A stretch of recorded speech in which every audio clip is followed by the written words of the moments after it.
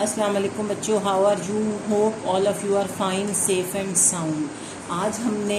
Pakistan studies کے chapter number 2 کا lecture number 12 کرنا ہے، اور ہم نے پچھلی دفعہ یہاں پہ ختم کیا تھا کہ پاک بھارت جنگ جو تھی وہ شروع ہو گئی۔ اب ہم نے جنگ کے اہم واقعات پڑھنے ہیں۔ 6 سپٹمبر کو صبح بھارت نے بغیر اعلان کیے، بغیر اطلاع کے، غیر اعلانیہ طور پر جنگ کا آغاز کر دیا اور بین الاقوامی سرحد عبور کرتے ہوئے مغربی پاکستان پر، ویسٹ پاکستان پر حملہ کر دیا۔ ویسٹ پاکستان کون سا ہے؟ جس میں آج کل ہم رہ رہے ہیں۔ This is supposed to be a West Pakistan. اور ان میں لاہور سیکٹر، لاہور کی طرف سے، رن آف کچھ کی طرف سے، سیال کوٹ میں چونڈا کے مقام سے، اور کشمیر وغیرہ کے محاذ شامل تھے۔ ان تمام محاذوں سے انڈیا نے پاکستان کے اوپر حملہ کر دیا۔ اور اس موقع پر 65 میں جب انڈیا نے پاکستان پر بغیر بتائے اچانک سے حملہ کر دیا، تو جو صدر پاکستان تھے جنرل ایوب خان، انہوں نے ریڈیو اور ٹی وی پر قوم کو ایڈریس کیا اور انہیں کہا کہ ہمارے جو بہادر سپاہی ہیں وہ دشمن کو ہرانے کے لیے، بھگانے کے لیے آگے بڑھ گئے ہیں، سامنے آ گئے ہیں، اور پاکستان کی جو افواج کی بہادری ہے وہ اس کا مظاہرہ کریں گے، بہادری سے لڑیں گے، اور ہماری جو آرمی ہے، ہماری جو افواج ہے وہ ناقابل شکست ہے، اس کو کوئی ہرا نہیں سکتا، اور وہ دشمن کو یقینی طور پر شکست دے گی۔ اور بھارتی حکمرانوں کو یہ نہیں پتہ کہ انہوں نے کس قوم کو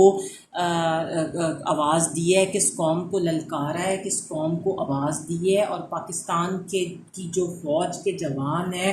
وہ جوان مردی کے ساتھ اپنے سے کئی زیادہ بڑی فوج جو ہے اس کا مقابلہ انہوں نے کیا، اور پاکستان کی جو بہادر عوام تھی انہوں نے بھی فوج کا بھرپور ساتھ دیا، انہوں نے بھی فوج کو بیک اپ کیا، فوج کا مورال جو تھا وہ بلند کیا، اور ملی نغمے جو تھے وہ تیار ہوئے۔ ٹی وی پر ملی نغمے لگے رہتے تھے، انہوں نے ملی نغموں نے عوام اور افواج کے جذبے کو اور زیادہ بڑھایا۔ وہ اتنے اچھے ملی نغمے تھے کہ اس سے فوج جو تھی وہ اور زیادہ دلیری سے ان کو جذبہ بڑھتا تھا، اور وہ اور زیادہ دلیری سے لڑتے تھے۔ اور لاہور کے مقام پر، واگا کے محاذ پر میجر عزیز بھٹی جو تھے، ان کے ساتھیوں نے دشمن کا بہت ڈٹ کر مقابلہ کیا اور دشمن کو اپنے علاقے میں انٹر ہونے سے روکے رکھا، اور انہوں نے اپنی جان کا نذرانہ پیش کر دیا، جان گنوا دی، مگر دشمن کو انٹر نہ ہونے دیا۔ اور دشمن جو تھا وہ BRB نہر جو ہے، جو بارڈر، واگا بارڈر کے پاس نہر ہے، اس کو بھی وہ کراس نہ کر سکا۔ اور اس بہادری کے صلے میں، عوض میں، میجر راجہ عزیز بھٹی شہید جو ہیں ان کو نشان حیدر سے نوازا گیا۔ اور چونڈا کے مقام پر، سیالکوٹ میں چونڈا کے مقام پر ٹینکوں کی بہت بڑی جنگ جو تھی وہ لڑی گئی، اور ہمارے جوانوں نے اپنے جسم پر بوم باندھے، اپنے جسم پر بوم باندھ کر دشمنوں کے ٹینکوں کا راستہ جو تھا وہ روکے رکھا۔ اور ہماری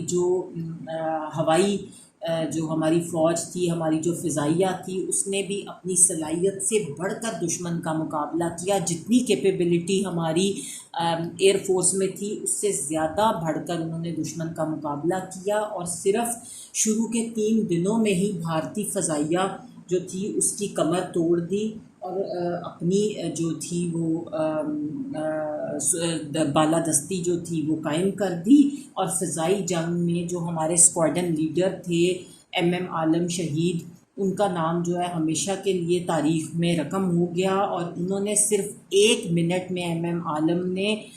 بھارتی فضائیہ کے 5 جہاز جو تھے وہ تباہ کر دیے، اور ہمارے فوجی جوانوں نے جنگی تاریخ کا یادگار کارنامے جو تھے وہ سر انجام دیے،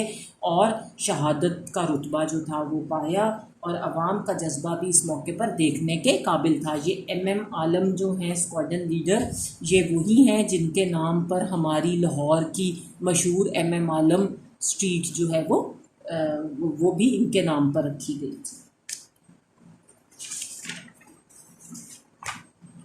اس کے بعد جنگ کے اثرات. اس جنگ کے اثرات کیا ہوئے؟ عوام جو تھی اس نے جوش و خروش کے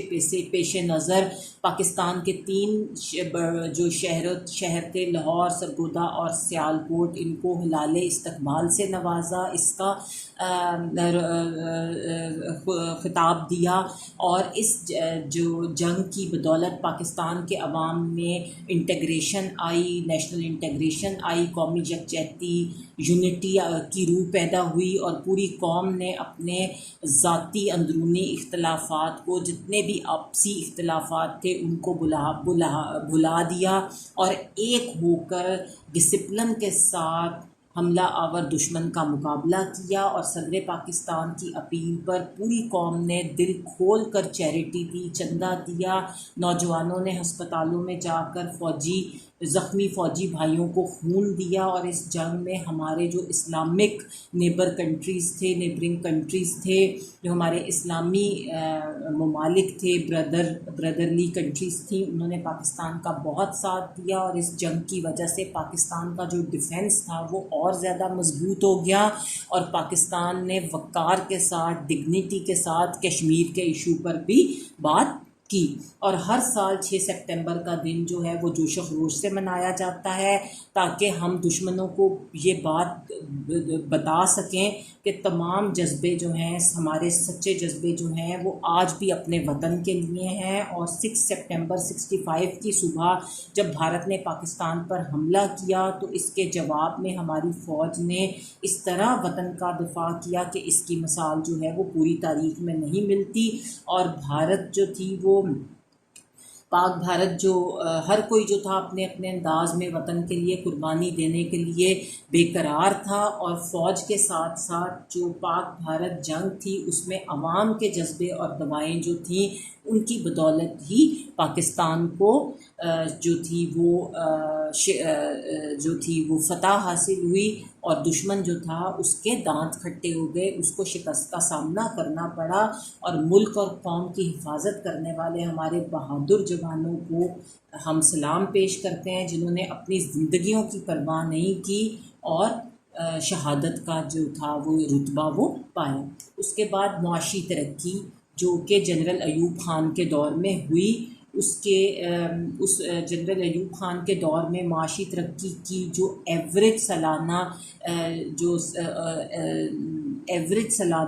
شرح تھی وہ 7% کے قریب تھی. اور معاشی ترقی کے لیے ایوب خان نے کچھ سٹیپس لیے جو کہ ہم آپ کو بتاتے ہیں. سب سے پہلے اس نے فوکس کیا ایگریکلچرل سیکٹر کے اوپر، ہمارے زرعی شعبے کے اوپر انہوں نے توجہ دی. اور چونکہ پاکستان کی جو معیشت ہے، پاکستان کی جو اکانومی ہے، اس کا بہت زیادہ انحصار جو ہے، پاکستان بہت زیادہ اکنامیکلی ڈپینڈ کرتا ہے ایگریکلچر کے اوپر. اس لیے ایوب خان نے ایگریکلچر کے شعبے میں ڈفرینٹ ریفارمز جو تھیں وہ انٹروڈیوس کرائیں. انہوں نے بڑے بڑے جو جاگیردار تھے، لینڈ لارڈز تھے، ان کے لیے زمین کی جو ملکیت تھی اس کو لمٹ کر دیا، کہ پہلے تو ذمہ دار جو تھے وہ زیادہ سے زیادہ زمینیں لے لیتے تھے، اور چھوٹے ذمہ داروں اور مزدوروں کے لیے کچھ بھی نہیں بچتا تھا وہ. لیکن پھر جو ایوب خان تھے انہوں نے لمٹ کر دیا کہ ایک حد تک زمین جو ہے وہ ایک ذمہ دار اپنے پاس رکھ سکتا ہے، اس سے زیادہ زمین وہ اپنے پاس نہیں رکھ سکتا. اور جو مزارے تھے، ٹیننٹس تھے، اور جو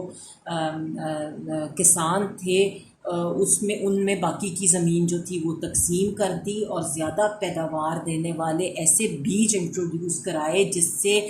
کسانوں کو تقسیم کیے، ڈیوائڈ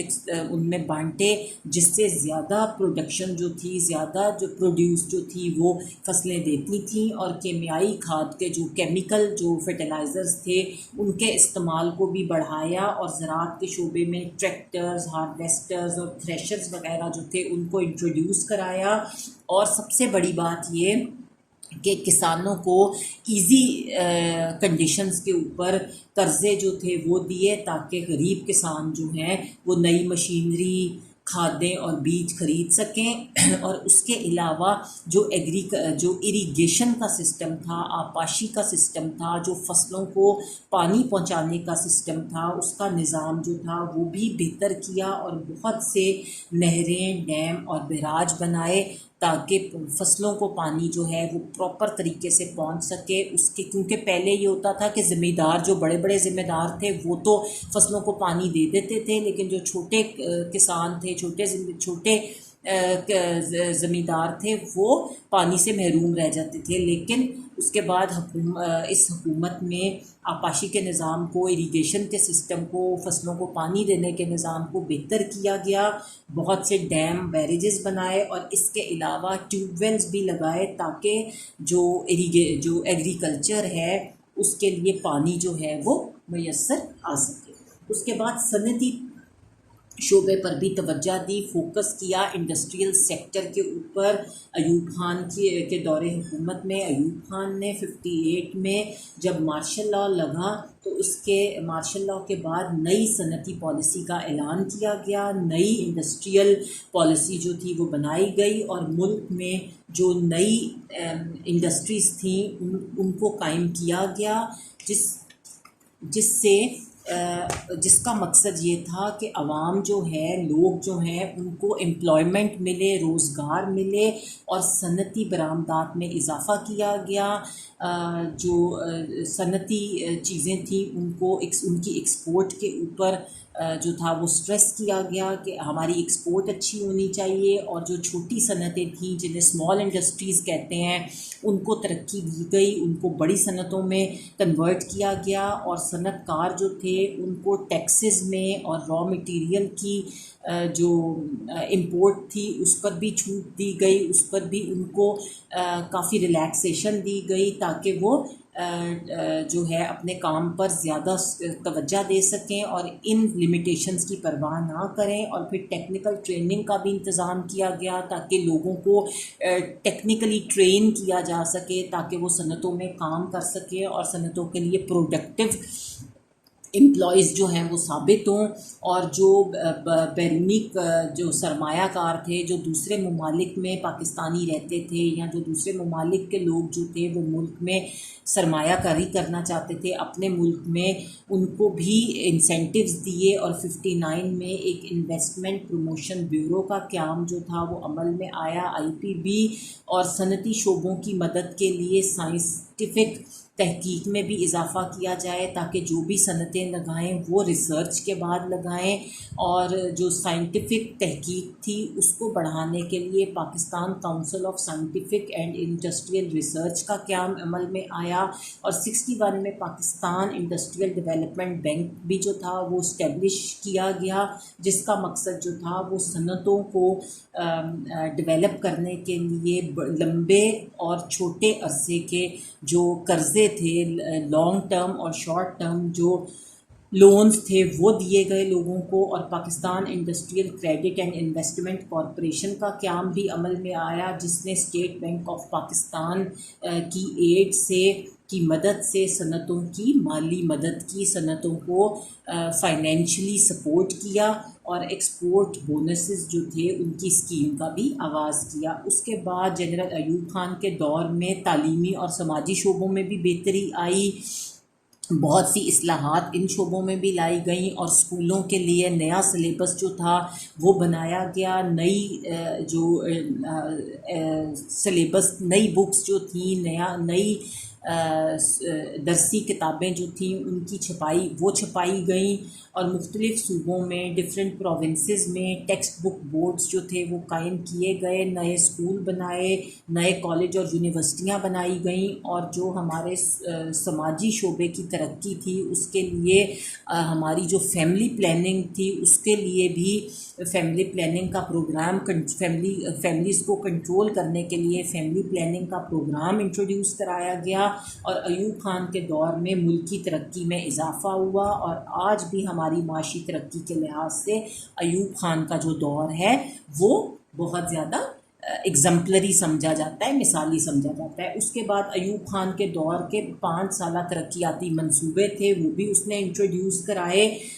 جو کہ 5 ایئر ڈیولپمنٹل پلانس تھے، اس میں دوسرا 5 سالہ منصوبہ جو تھا وہ 60 to 65 تھا، اور دوسرے 5 سالہ منصوبے کے جو ایمز تھے وہ یہ تھے کہ 23 ارب روپے کا تخمینہ لگایا گیا کہ ہم اس ہدف کو، اس ٹارگٹ کو اچیو کریں گے، اور اس 5 سالہ ترقیاتی منصوبے کے بڑے بڑے مقاصد اور ان کے جو ٹارگٹس تھے ان میں قومی آمدنی جو تھی، نیشنل انکم، اور جو فی کس آمدنی تھی جو ایک بندے کی آمدنی ہوتی ہے اس میں اضافہ کرنا ایک ٹارگٹ تھا کہ ہر بندہ جو ہے اس کی انکم میں اضافہ کیا جائے، اور اسی طرح نیشنل انکم بھی انکریز ہو، اور لوگوں کے لیے امپلائمنٹ کے لیے بہت سارے مواقع جو تھے وہ فراہم کیے جائیں، اور جو ہماری ایگریکلچرل پیداوار ہے، اور جو ہماری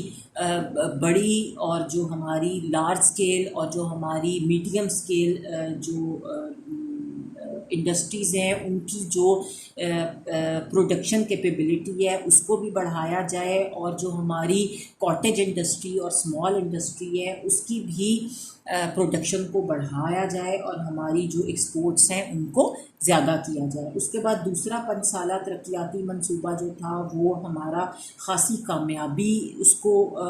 ملی، اور کئی شعبوں میں ترقی جو تھی وہ ہمارے جو ایکسپیکٹڈ ٹارگٹس تھے ان سے بھی زیادہ ہوئی، اور پاکستان کی جو معاشی منصوبہ بندی میں دوسرا 5 سالہ منصوبہ جو ہے اس کو بہت زیادہ اہمیت حاصل ہے، اور اس منصوبے کی جو کامیابی ہے اس سے مزید حوصلہ افزائی ہوئی، اور مستقبل کی جو منصوبہ بندی تھی اس میں یہ جو ہمارا 5 سالہ منصوبہ تھا دوسرا، یہ بہت زیادہ افیکٹو ثابت ہوا، اور اس نے کافی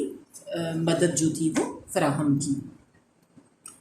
اس کے بعد تیسرا 5 سالہ منصوبہ جو تھا وہ 65 میں شروع ہوا اور 70 تک رہا، اور تیسرا 5 سالہ منصوبہ تیار کیا گیا دوسرے کے بعد، اور اس کے اہم ٹارگٹس جو تھے وہ یہ تھے کہ قومی آمدنی جو نیشنل انکم ہے اس میں اضافہ کیا جائے، تاکہ جو لوگوں کی جو ہماری کیپیبلٹی ہے، لوگوں کی جو انڈیویژول پاور ہے اس کو 1985 تک روزگار فراہم کرنا تھا۔ اس کا ایک ٹارگٹ یہ تھا کہ تمام افرادی قوت کو، تمام لوگوں کو، تمام لوگ جو کام کرنا چاہتے ہیں ان کو روزگار جو ہے وہ دیا جائے، اور غیر ملکی جو ہیں، جو دوسرے ممالک کے لوگ ہیں، ان کی جو ایڈ ہے اس کے اوپر ہم کم سے کم ڈپینڈ کریں، اور اپنے ملک میں جو ہیں وہ لوگ کام کریں اور اپنی جو ہے وہ انکم کو بڑھائیں، اور اس کے علاوہ ملک کے جو مختلف حصوں میں فیکس آمدنی جو ہے، جو ایک فرد کی آمدنی ہوتی ہے، اس کا جو ڈفرینس ہے اس کو ختم کیا جائے، اور اس مقصد کے لیے 52 ارب روپے جو تھے وہ مختص کیے گئے، وہ رکھے گئے، اور تیسرا 5 سالہ منصوبہ جو تھا وہ پوری طرح کامیاب نہیں ہوا، اور جو بیشتر شعبے تھے اس میں جو ایکسپیکٹڈ ٹارگٹ تھا وہ حاصل نہ ہوا، اور اس کی وجہ یہ تھی کہ جو حالات تھے وہ ابتدا ہی سے بہت زیادہ اچھے نہیں تھے، اور یہ جو برے حالات تھے جو ملک کے، اس نے جو تیسرا 5 سالہ منصوبہ تھا اس کو اپنی لپیٹ میں لے لیا، اور ابتدا کے جو شروع کے 2 سال تھے اس میں زبردست خشک سالی کا سامنا کرنا پڑا، ڈراؤٹ پڑا، ہماری پروڈکشن اچھی نہیں ہوئی، فصلوں کو بہت زیادہ نقصان ہوا، اور 65 کی جو پاک بھارت جنگ تھی اس کی وجہ سے بھی جو قومی خزانہ ہے اس پر بہت زیادہ برڈن پڑا، ہمارے جو ڈیفنس کے اخراجات تھے وہ بہت زیادہ بڑھ گئے، خزانے کو بہت زیادہ بوجھ جو تھا اس پر پڑ گیا، اور ہمارے ترقیاتی جو اخراجات تھے اس کے لیے جو وسائل تھے وہ کم ہو گئے، اور جو ہماری ایگریکلچرل ترقی تھی وہ بھی زیادہ نہ ہو سکی، اور ان شارٹ جو تیسرا 5 سالہ منصوبہ تھا اس کو صحیح معنوں میں جو صحیح وسائل اور بہتر حالات جو تھے وہ میسر نہ آئے جو ہماری معاشی ترقی کے پروگرام کے لیے ضرورت تھی، اور اس لیے یہ منصوبہ جو تھا تیسرا 5 سالہ منصوبہ یہ کسی خاطر خواہ کامیابی کے بغیر ختم ہو گیا۔ اس کے بعد 25 مارچ 1969 کو جب حالات زیادہ خراب ہو گئے ملک کے، تو جنرل ایوب خان جو تھے انہوں نے استعفیٰ دے دیا۔ اس کو آپ نے یاد کرنا ہے تاکہ یہ MCQs میں آ سکتا ہے سوال۔ ٹھیک ہے جی، آج کے لیے یہاں تک کافی ہے. اگلی کلاس میں، اگلے لیکچر میں ہم یحییٰ خان کا دور حکومت پڑھیں گے. ٹل دین اللہ حافظ.